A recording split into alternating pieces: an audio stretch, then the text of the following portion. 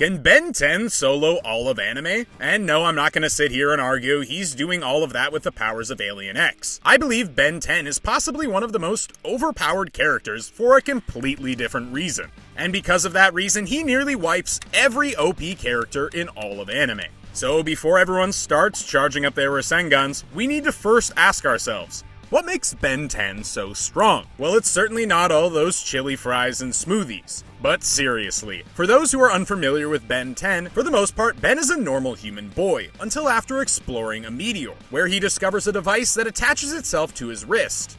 The device in question, called the Omnitrix, allows Ben to become one of 10 pre-selected aliens. But after the show progressed, we learned that there were far more than just 10 aliens within the Omnitrix. In fact, there were upwards of 1 million aliens programmed into the device. Unfortunately for Ben, he had training wheels on until he mastered the first 10. As he grew older, he eventually was given master control and the ability to access every alien in the Omnitrix, featuring aliens that can control radiation, energy, gravity, time, space, and even the fabric of reality. Already you can see why many believe Ben 10 is immensely overpowered, and could possibly have a shot against all of anime. That being said, we do need to give him a few allowances before we see him go up against the most powerful characters in all of fiction. The first allowance we'll give Ben is that he needs to activate the Omnitrix before the battle occurs, because if this opponent is even remotely fast, Ben is cooked. While the transformation process of the Omnitrix is instantaneous, it will take Ben time to select his alien and slap the Omnitrix to use their power. Surprisingly, this is actually a relatively fair concession, as most of the characters we're pinning Ben against would probably not perceive the average human as a threat. The other allowance that we're giving Ben is the assumption that he has master control of all aliens, which yet again is not outside the realm of reason,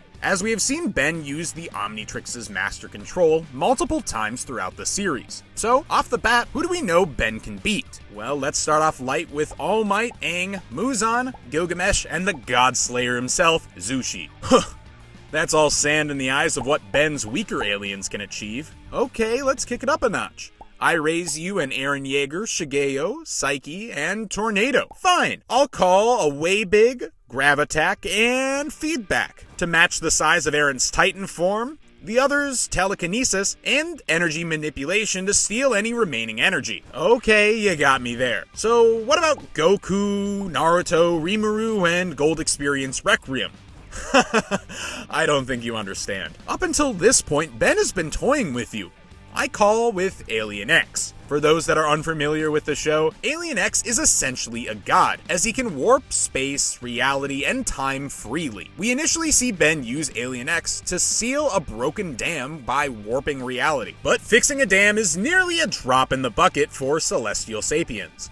They exist beyond space and time, casually creating new universes and timelines with little to no effort. Unfortunately, great power comes with great annoyance, as the alien comes with two alternate personalities, Belisis and Serena, who vote on even the smallest action, like letting Ben turn back into a human. But thankfully, after the episode, Universe vs. Tennyson, he had been given complete control over Alien X and its ridiculous powers. So is that it, Jordan? Does Ben 10 just solo all of anime with ease? Well, if you know anything about anime, you know all of those characters are nothing in comparison to characters like the Anti-Spiral, Zeno, and Hajun. But to start, I want to address a more simple character, Saitama, to which I can already see many of you complaining. Saitama isn't better than Goku? To which I retort back, Saitama has a seemingly infinite limit to his power. The stronger Saitama's opponent is, the stronger Saitama will become. We see this occur in the fight against Cosmic Garo, as Garo increases in strength exponentially after copying Saitama's abilities, so Saitama begins increasing in power even faster. So then what does this mean for Ben 10? Well, consider Ben 10 is now Ben 1 million, as he has access to every alien in the Omnitrix. Wouldn't that also include a human form as well? If the Omnitrix is able to achieve peak form of every alien, it's likely that the Omnitrix would have the strongest human, Saitama, at his actual end of his limit. All that being said, we can still fall back on the old reliable, Alien X. And would you look at that? Saitama never existed. But all that legwork wasn't for nothing, because that logic will help us against Ben's more powerful foes as it introduces the question, what can Ben 10 have in the Omnitrix? Well, we've already established that the Omnitrix can copy the ultimate human form, but with the variance in the types of strength strengths in humans across all of anime, who's to say that isn't subjective to his relative opponent? Meaning the Omnitrix could not only copy Saitama, but also characters like Yurogiri from Instant Death, who can kill physical beings, non-physical objects, concepts, and even abstract beings. If that wasn't enough,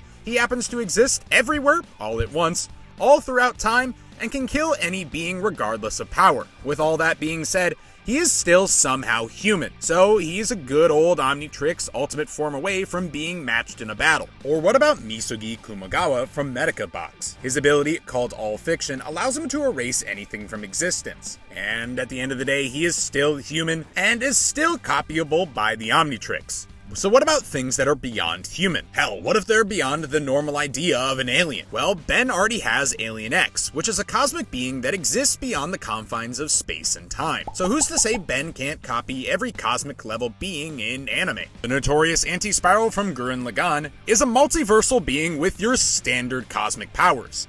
Well, Anti-Spiral, you are officially considered an alien and are officially matched up against an ultimate Anti-Spiral. Or how about the other cosmic level beings? Truth from Full Metal Alchemist, which despite oddly specific abilities of punishing those who attempted forbidden alchemy, maybe those who defy alchemy by turning into aliens or gods.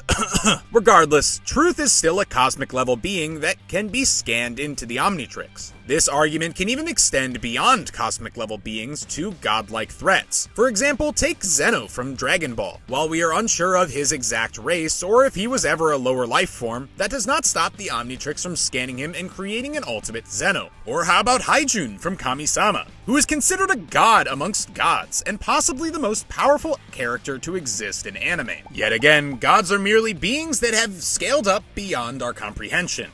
And if Ben 10 can have it in the Omnitrix, he can turn into the peak of that race through an ultimate form. But what if he can't turn into Haijun or any of these other characters? Is he immediately more cooked than the pizza I have in the oven? Wait, how long is left on that timer? Oh shoot! Anyhow, if Ben can't directly turn into a specific character's better, there's always a failsafe to help him come out on top. This mythical failsafe, activating in the event of Ben's potential death, cycles an appropriate alien to prevent Ben from dying. The only problem with this mythical failsafe is that it, doesn't work. Yeah, that's one of the rare times it has worked. Let's talk about the times it's failed. Not just once, but multiple times. And this is just the beginning of the issues with Ben 10 versus all of anime. Azimuth, the creator of the Omnitrix, only inputted the DNA from the million-plus aliens in the Milky Way galaxy. So characters that are not from the Milky Way, like Zeno, would need to be scanned into the Omnitrix. Which is possible, but Ben would have to survive long enough with Alien X to scan their alien. And considering Ben can barely figure out how to use his new simple aliens, let alone the cosmic level threats, that might be a tad difficult. Regardless, while our hope might be a bit shaken, I believe it's possible for Ben 10 to sweep almost all of anime by brute forcing through most of the shows with Alien X, allowing him to hold out just long enough until he can eventually copy and improve on the most powerful characters, making him officially the most powerful character in animated fiction. But at the end of the day, good old Ben 10 still has nothing on this tennis ball. And if that doesn't make any sense, be sure to check out my video where we see how this tennis ball beats out some of your favorite characters in anime. And with that, stay curious.